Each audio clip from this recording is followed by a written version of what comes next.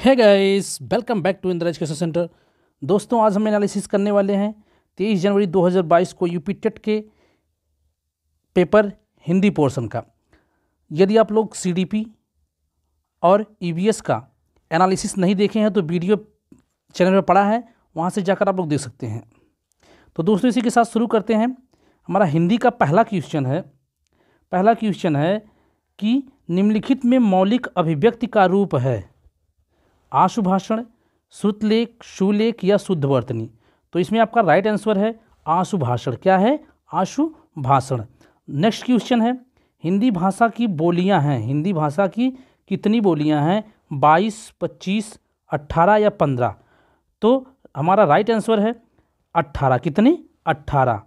तो दोस्तों, next question है, सामाजिक शब्द में मूल शब्द और प्रत्यय क्या है? सामाजिक शब्द में मूल शब्द और प्रत्यय क्या है? समाज प्लस इक, सा प्लस माजिक, सामा प्लस जिक या सामाज प्लस इक।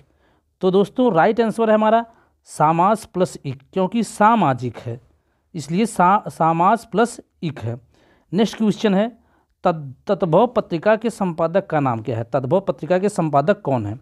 अखिलेश, हरे प्रकाश उपाध्याय, विश्व प्रसाद तिवारी या लीलाधर जगुड़ी। तो आपका राइट आंसर है अखिलेश। तद्भव पत्रिका का संपादन किसने किया था? अखिलेश ने किया था।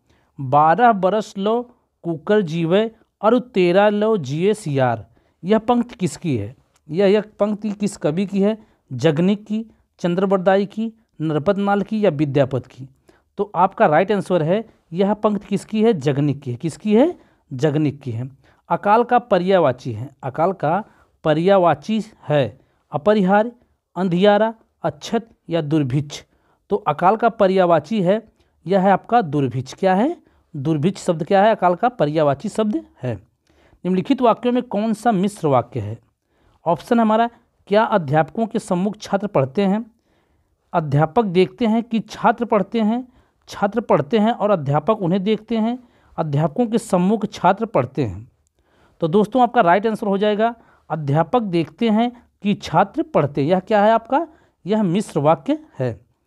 नेक्स्ट क्वेश्चन हमारा, जिसकी पूर्व से कोई आशा ना हो के लिए एक शब्द है अनाहूत या अपरिमेय या अप्रत्याशित या प्रत्याशा। तो राइट आंसर है अप्रत्याशित। क्या है? अप्रत्याशित, जिसकी पूर्व से कोई आशा ना हो। नेक्स्ट क्वेश्चन हमारा, मुझसे उठा नहीं गया वाक्य में वाच्य है इनमें से कोई नहीं, भाववाच्य, कर्तृवाच्य और कर्मवाच्य। तो मुझसे नहीं उठा गया, यह आपका राइट आंसर है भाववाच्य। इसमें कौन सा वाच्य है? भाववाच्य। देखिए, भाववाच्य को पहचानने का एक बहुत ही बेहतरीन ट्रिक है कि उसमें क्या होता है? नहीं शब्द। जैसे मुझसे गाया नहीं गया, मुझसे खाया नहीं गया, मुझसे गया नहीं गया, यह शब्द क्या है? नहीं शब्द जहाँ आता है वह क्या होता है? का भाववाच्य होता है। नेक्स्ट क्वेश्चन देखेंगे, निष्कपट शब्द का संधि विच्छेद होगा। निष्कपट, निष्कपट, निष्कपट या नि प्लस कपट या निह प्लस कपट। तो राइट आंसर है आपका निह प्लस कपट। क्या है? निह प्लस कपट आपका राइट है। नेक्स्ट क्वेश्चन देखेंगे, इस देश में हिंदी भाषा का प्रयोग लिखने एवं बोलने में किया जाता है। दोस्तों, यह क्वेश्चन बार बार पूछ लिया जाता है कि किस देश में हिंदी भाषा का प्रयोग लिखने एवं बोलने में किया जाता है। तो आपका पहला ऑप्शन है मॉरिशस, पाकिस्तान, दक्षिण अमेरिका एवं ऑस्ट्रेलिया। तो आपका राइट आंसर है मॉरिशस। मॉरिशस में हिंदी भाषा का प्रयोग क्या है? लिखने और बोलने में किया जाता है। नेक्स्ट क्वेश्चन है, सूरसागर, सूरसागर किस भाषा की रचना या सूरसागर की रचना किस भाषा में की गई है? छत्तीसगढ़ी, बुंदेली, ब्रज भाषा या अवधी। तो आपका राइट आंसर हो जाएगा ब्रज भाषा में। किसमें? ब्रज भाषा में। नेक्स्ट क्वेश्चन देखेंगे, वीरों का कैसा हो बसंत, वीरों का कैसा हो बसंत कविता किसकी लिखी है या किसने लिखा है? रामधारी सिंह दिनकर ने, माखनलाल चतुर्वेदी ने, सुभद्रा कुमारी चौहान ने या सुमित्रा कुमारी चौहान ने। तो आपका राइट आंसर हो जाएगा सुभद्रा कुमारी चौहान ने क्या लिखा है? वीरों का कैसा हो बसंत। नेक्स्ट देखेंगे, क्षेत्रीय में कौन सा विशेषण है? क्षेत्रीय में कौन सा विशेषण है? सार्वनायिक विशेषण, परिमाणबोधक विशेषण, संख्यावाचक विशेषण या गुणवाचक विशेषण। तो आपका जो राइट आंसर है गुणवाचक विशेषण, क्योंकि परिमाणवाचक तो हो नहीं सकता, संख्यावाचक हो नहीं सकता। तो क्षेत्रीय क्षेत्रीय सार्वनामिक भी नहीं हो सकता, इसलिए आपका राइट आंसर क्या हो जाएगा आपका, यह गुणवाचक विशेषण होगा। चौराहा शब्द में समास है, चौराहा शब्द में समास में है। यह बहुत ही प्रचलित क्वेश्चन है और बहुत ही इजी क्वेश्चन है कि चौराहा अर्थात क्या है, जहाँ संख्या आ जाए वह क्या होता है हमारा द्विगु समास होता है। अच्छा, चार राहों वाला या चार राह वाला क्या होता है पथ, तो क्या हो जाएगा आपका द्विगु समास जो है या क्या है, यह राइट हो जाएगा आपका द्विगु समास। निम्न में से किस शब्द की वर्तनी सही है या किस शब्द की वर्तनी क्या है शुद्ध है, तो अनग्रहित, अनग्रहित, अनुगृहित, अनुग्रहित। तो आपका राइट आंसर हो जाएगा अनुगृहित। क्या हो जाएगा आपका अनुगृहित। निम्नलिखित में शुद्ध शब्द क्या है, पैतृक, पैतृक, पैतृक या पैतृक। तो आपका राइट आंसर हो जाएगा आपका पैतृक। क्या हो जाएगा आपका पैतृक, राइट आंसर हो जाएगा। नेक्स्ट क्वेश्चन देखेंगे, श, यह श ध्वनि का उच्चारण स्थान क्या है। तो ये दोस्तों यदि आप लोग उच्चारण स्थान का वीडियो नहीं देखे हैं तो आपको डिस्क्रिप्शन में लिंक मिल जाएगा, वहाँ से जाकर आप लोग देख लीजिए। हमने बहुत बढ़िया ट्रिक्स याद करवाया है कि जो वर्णों के उच्चारण स्थान है उनको हम कहाँ से या किस तरीके से समझ सकते हैं। तो यह जो सा की उच्चारण ध्वनि है यह क्या है आपका, यह तालु से है। किससे है, तालु से है।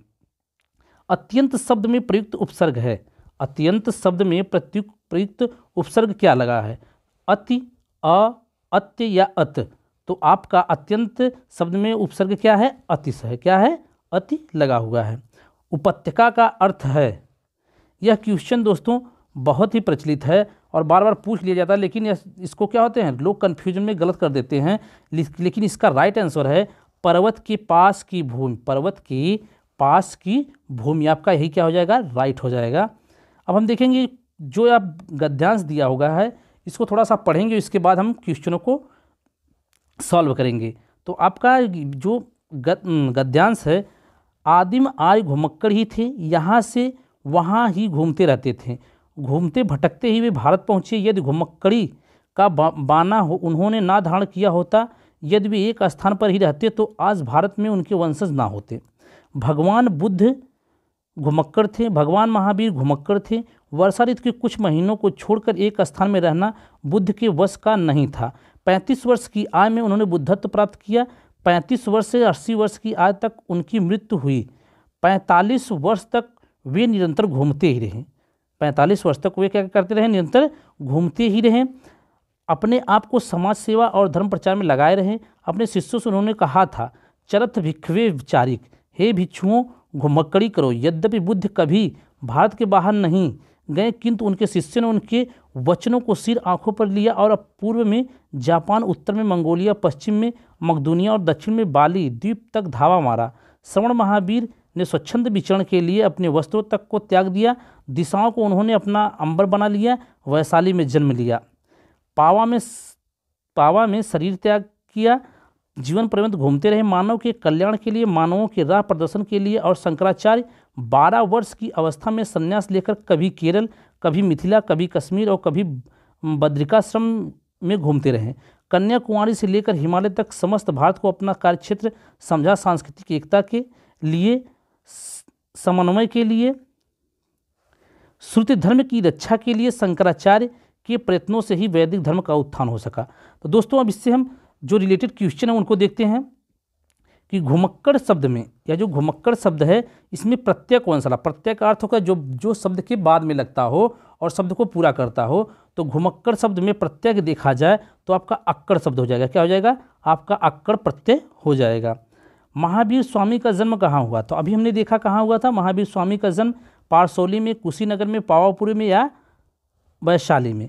तो महावीर स्वामी का जन्म कहाँ हुआ था, वैशाली में, और जबकि उनकी मृत्यु कहाँ हुई थी, पावापुरी में हुई थी। तो हमारा राइट आंसर हो जाएगा आपका वैशाली। क्या हो जाएगा आपका वैशाली। स्वच्छंद में कौन सी संधि है, स्वच्छंद में व्यंजन संधि है, दीर्घ, गुण या विसर्ग संधि है। तो स्वच्छंद में यह व्यंजन संधि है। क्या है, व्यंजन संधि। आपका राइट आंसर क्या हो जाएगा, एक, व्यंजन संधि। नेक्स्ट देखेंगे, महात्मा बुद्ध ने जब बुद्धत्व प्राप्त किया तब उनकी अवस्था कितनी थी, 80 वर्ष, 35 वर्ष, 45 वर्ष या 12 वर्ष। तो दोस्तों उन्होंने जब बुद्धत्व प्राप्त किया तो उनकी उम्र क्या थी, 35 वर्ष। कितने, 35 वर्ष। श्रुति धर्म का क्या अर्थ है? दोस्तों इसमें बहुत से लोगों ने गलत किया होगा, क्योंकि श्रुति धर्म का क्या अर्थ है? वैदिक धर्म, बौद्ध धर्म, मुस्लिम धर्म या जैन धर्म। जिन्होंने लास्ट लाइन को पढ़ा होगा वह ध्यान से लगा सकते हैं कि श्रुति धर्म का अर्थ क्या है। ना बौद्ध धर्म है, ना जैन धर्म, ना मुस्लिम धर्म है, बल्कि ये क्या है? यह वैदिक धर्म है। यह राइट आंसर क्या हो जाएगा हमारा? वैदिक धर्म। अंज्ञा का उच्चारण स्थान क्या है? अंज्ञा का उच्चारण स्थान क्या है? कंठ तालव्य, मूर्धन्य या कंठोष्ठ या नासिक्य। तो दोस्तों अंज्ञा का उच्चारण स्थान आपका राइट आंसर हो जाएगा नासिक्य, क्योंकि सभी वर्गों का जो पांचवा वर्ण होता है, जैसे अंज्ञा, इंज्ञा, ड़ा, ना, मा, यह क्या होता है? यह नासिक्य होता है। यह नासिक्य होता है। ये क्वेश्चन है, 4 गज मलमल में कौन सा विशेषण है? 4 गज मलमल में कौन सा विशेषण है? सार्वनामिक, परिमाण बोधक, गुणवाचक या संख्यावाचक। तो दोस्तों 4 गज मलमल, हम यहाँ थोड़ा कन्फ्यूज हो सकते हैं कि 4 गज मतलब 4 जो आया है संख्यावाचक, लेकिन संख्यावाचक नहीं है। यहाँ पर मात्रा पूछा है, इसलिए क्या किया गया है कि 4 गज मलमल क्या आपका राइट आंसर हो जाएगा? परिमाण बोधक क्या है? विशेषण है। विशेषण की वीडियो भी हमारे चैनल पर पड़ी हुई है, वहाँ से जाकर आप लोग देख सकते हैं। समास का विलोम क्या है? समास का विलोम क्या है? साहसिक, सामासिक या समस्या या व्यास। तो आपका राइट आंसर हो जाएगा व्यास। समास का विलोम क्या है? व्यास। शून्य, शून्य का तत्सम रूप क्या है? शून्य का तत्सम रूप क्या है आपका? शून्य। तत्सम मतलब क्या होता है? जो संस्कृत शब्द होता है, आँख का किरकिरी होने का अर्थ क्या है? आँख का किरकिरी होने का अर्थ क्या हो जाएगा? अर्थात बहुत प्रिय होना, धोखा देना, कष्टदायक होना या अप्रिय लगना। तो आपका आँख का किरकिरी होना क्या हो जाएगा? का अप्रिय लगना क्या हो जाएगा? आपका सही हो जाएगा। तो दोस्तों किसी भी परीक्षा से संबंधित आप लोग इसी तरीके से फ्री वीडियो और फ्री मटेरियल चाहते हैं तो चैनल को सब्सक्राइब करें, बेल आइकन को दबाएं और वीडियो को लाइक करें और दोस्तों में ज़्यादा से ज़्यादा शेयर करें। कल फिर मिलेंगे नेक्स्ट वीडियो के साथ। इसी के साथ जय हिंद दोस्तों।